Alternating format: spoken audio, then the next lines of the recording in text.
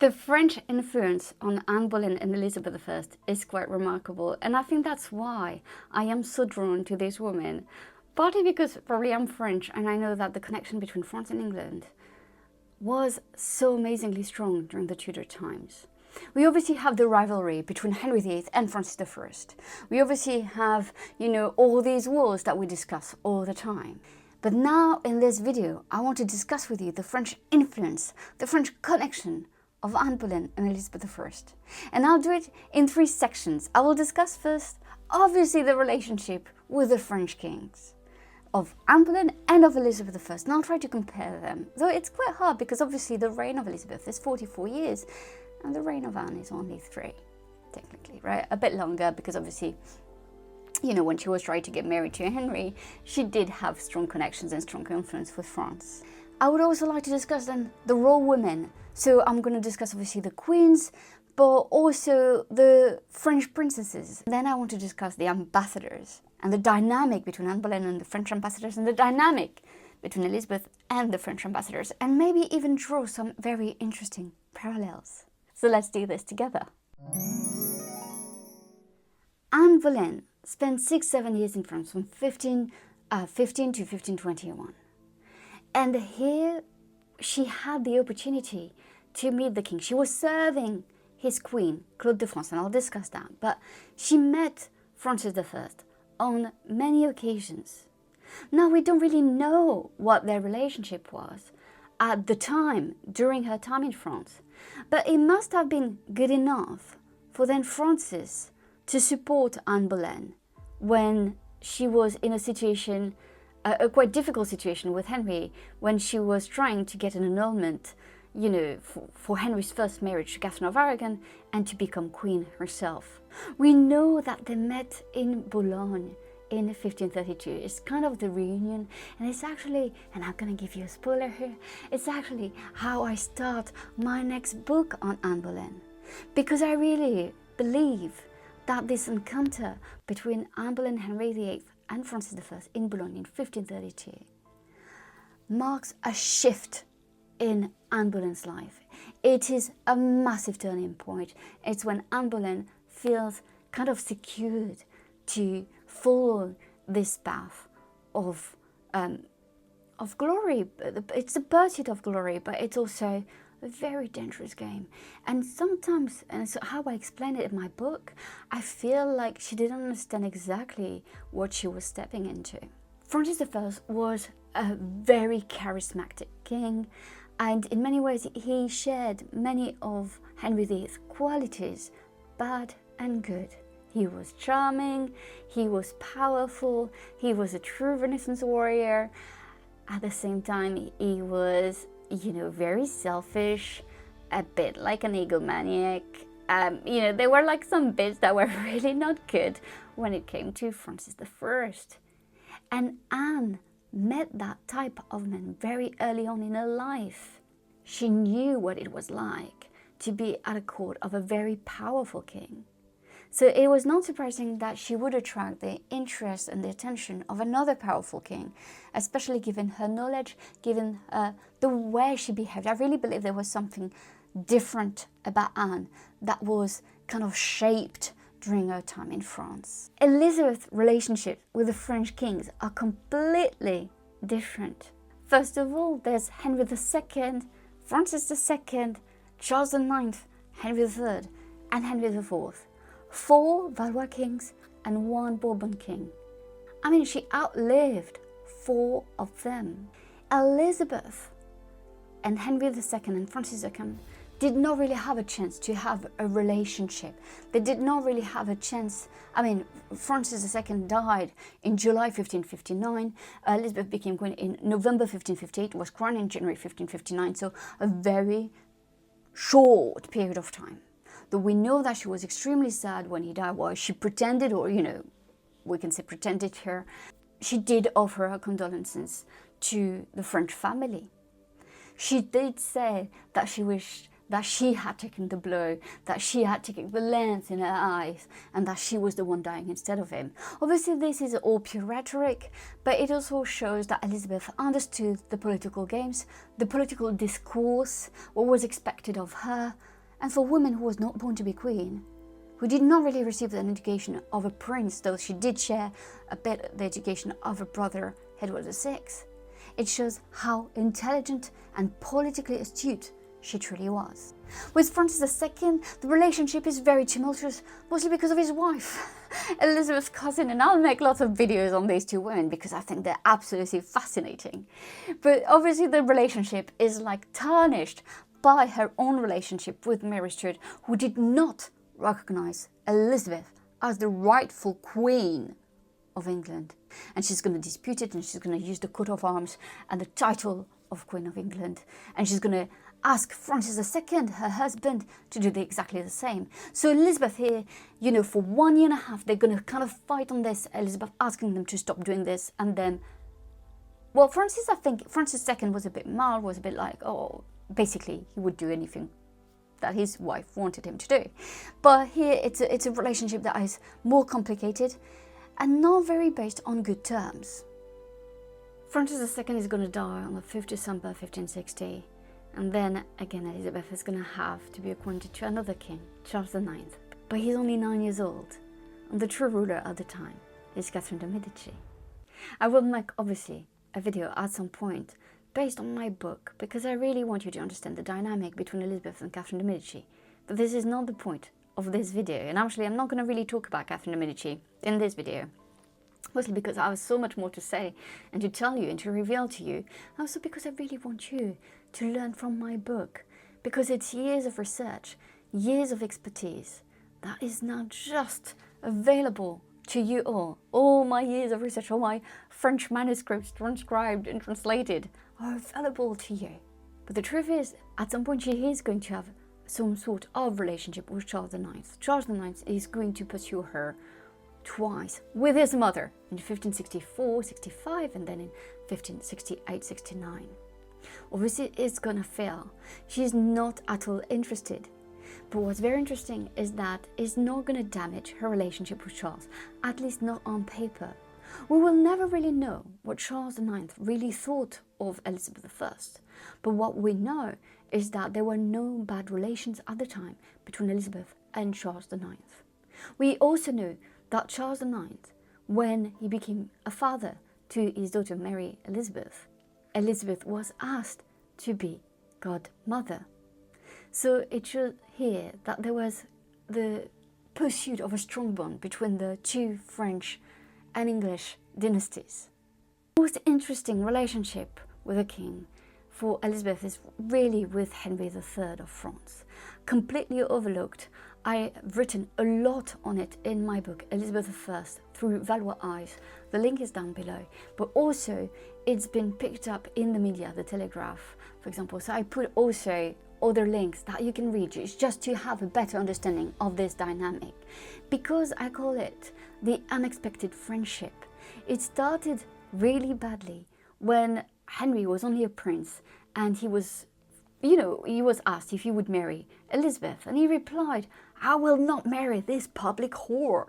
And I wonder if anyone really reported that back to Elizabeth. I don't think they did, honestly. I don't think they did.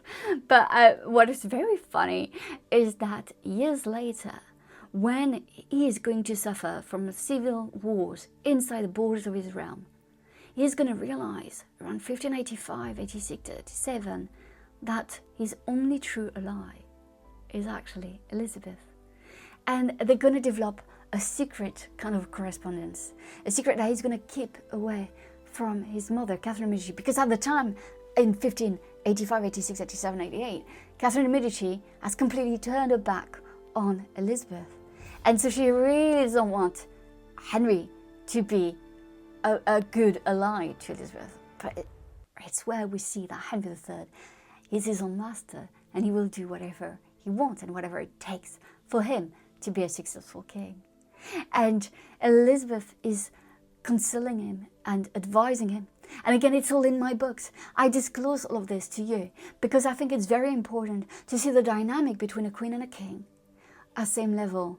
Elizabeth is still a woman, and yet she's the equal of a king. She's the equal of a man. This is absolutely remarkable. Here, she's advising him against the Guises. She's basically telling him that their true enemies are the Guises, Mary Stuart, England, and her cousins in France. And she's not wrong. The last French king that Elizabeth had a relationship with was Henry IV.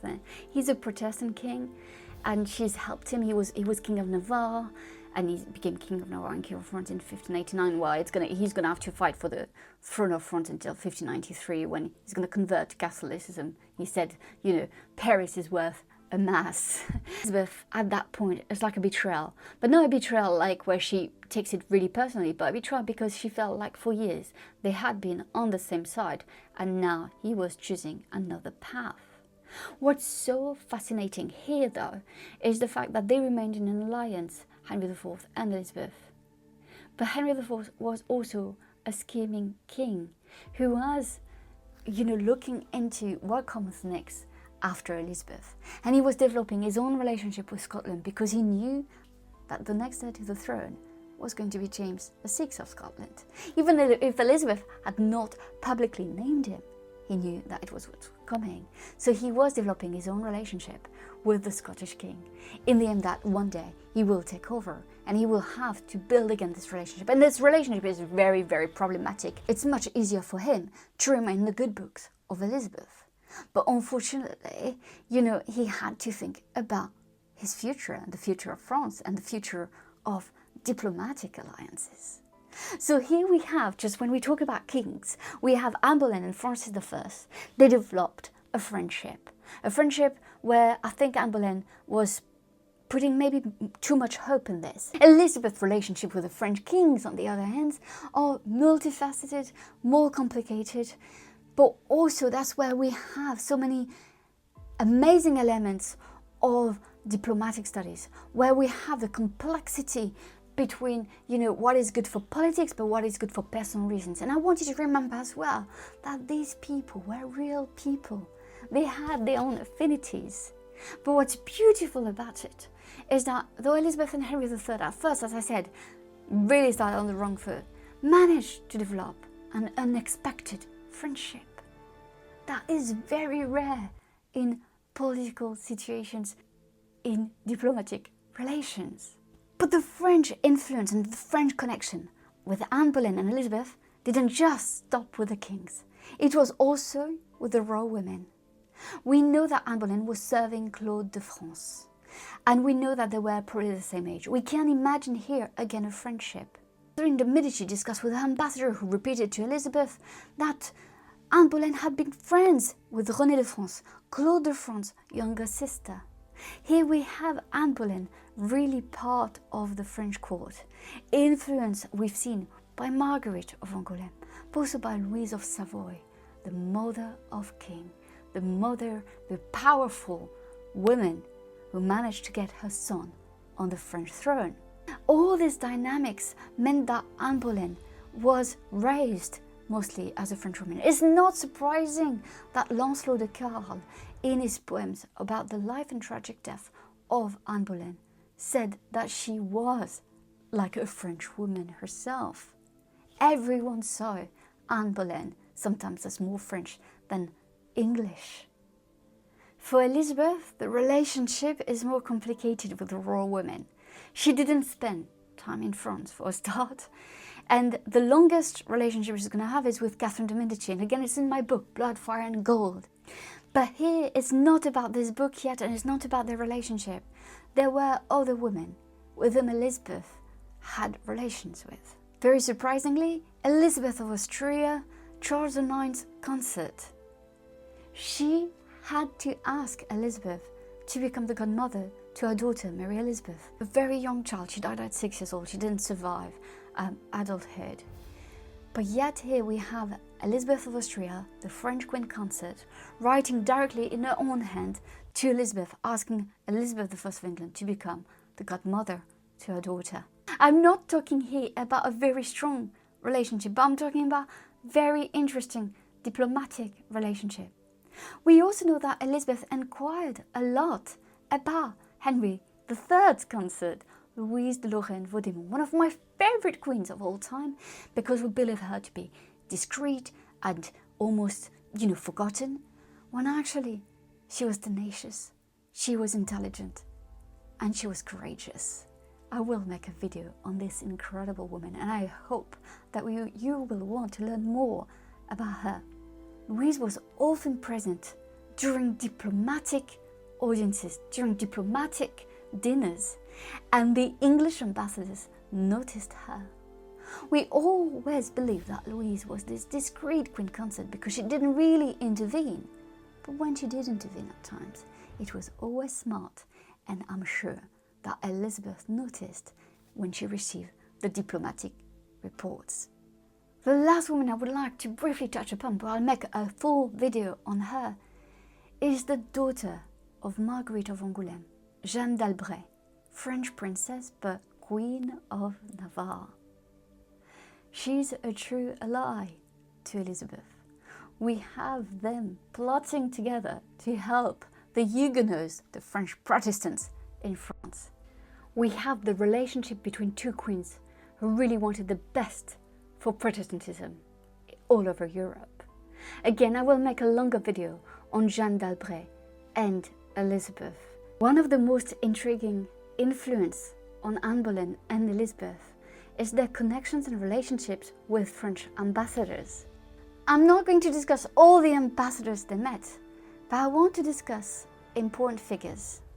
For Anne Boleyn, this is three men, in my opinion: Jean du Bellay, Jean de Dinteville, and Philippe de Chabot. For Elizabeth, it is Bertrand de Salignac-Lamotte-Fénélon and Michel de Castelnau, Sieur de Mauvisière. Anne Boleyn received lots of support from one French ambassador, Jean du Bellay, who was the protégé of Marguerite of Angoulême. And I really believe here we have again a connection between Marguerite and Anne. We have that maybe it is more complex, that Marguerite didn't want anything to do with Anne Boleyn, and more that she was trying to help her through the medium, through the agent of Jean du Bellay. What we know is that Jean du Bellay did everything he could to help Anne Boleyn. I explain this in detail in my forthcoming book on Anne Boleyn that I really hope you will want to read. The two other ambassadors that are more complex is Jean de Dinteville, who was, portrayed by Holbein himself. There's this question, was Anne Boleyn the one who commissioned that portrait? I don't really know. I haven't seen any evidence that would go that way. But Jean de Dinteville was hot and cold with Anne Boleyn. At times he was really a true supporter, and at other times he really distanced himself. And we can see that in his letters, not only to Francis I, but also to Jean du Bellay, where he really believed that the English royal couple went a bit too far when they decided to break with Rome. You have to remind yourself that religion and faith was so important, was such a huge part of people's identity during the 16th century, that you can't really just overlook it. You had people who were more inclined to know more about reformed ideas and maybe to challenge some accepted ideas, but others were not ready yet and probably would never be ready. The one that is so problematic as an ambassador for Anne Boleyn is Philippe de Chabot, the Admiral of France. He's the one who completely turned his back on Anne Boleyn. While we don't really know his personal motives to do so, we can kind of deduce what they were. We can speculate that basically he was following orders from Francis I, or simply that his Catholic faith was too strong for him to accept the break with Rome, and he could not recognize Anne Boleyn's status as Queen of England. Here it shows that Anne Boleyn's relations with French ambassadors are very complex, and it's like there's not just good or bad, and it varied from time to time. The one with whom it didn't vary is obviously Jean du Bellay, who remained a true supporter of her during her lifetime. Elizabeth experienced as well very interesting relationships with French ambassadors. The first one is La Mothe Fénelon, and I'm making a video on them next week because I think we have to really go into it. I believe that La Mothe Fénelon was Elizabeth's secret admirer. Yes, I really do. And I want to really delve into here their complex, but also their intimate, not intimate in terms of like sexual intercourse or anything like that, I really don't believe that, but intimate in terms of friendship. And I will discuss this with you in a long video next week. The other man that he's so complex and the relationship is so complex with is Michel de Castelnau, Sieur de Mauvisière, who was a true agent of Mary Stuart and who was actually doing everything that Mary Stuart wanted. So here we can imagine that his relationship with Elizabeth was much more complex. He was a true agent of the Guises.